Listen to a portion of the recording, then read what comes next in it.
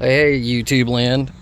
So I wanted to get on here because the videos that are on here are not good. There's only a couple of them.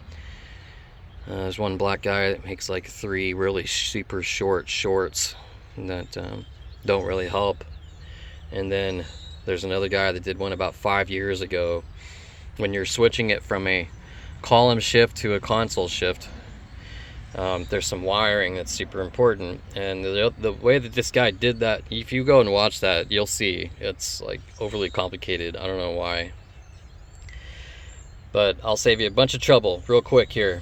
Now I wanted to let you know too, if you go to replace this plug, because they do fail all the time, they may be all gray wires, so pay attention to the pins, the pin location, okay?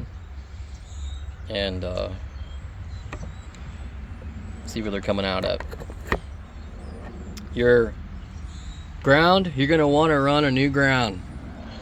I tried tapping into a couple of the grounds here, just not good enough or whatever, they don't work. But run a new ground. You got a spot over there, you got a spot over there, either one's good. The next one is your purple and with the white stripe.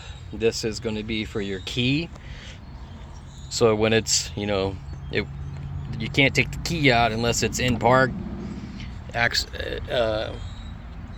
Activates that little module thing. That's a purple and white wire. I just tied it in under there in that harness. And then you're gonna love this one. This is just an accessory wire. It's a smaller yellow wire kind of in the middle of the harness. There's a bunch of them in here. It's not the one that's tied up with the twisted with the white. It's not any of the other ones, but it's sort of kind of on top.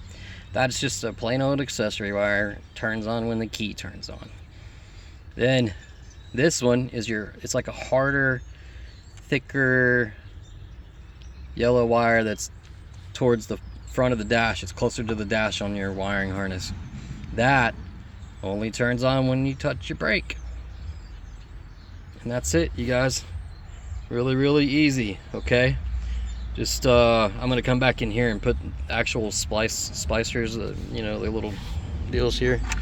So we want some of those, and clean this all up and start putting the carpet and the seats back in.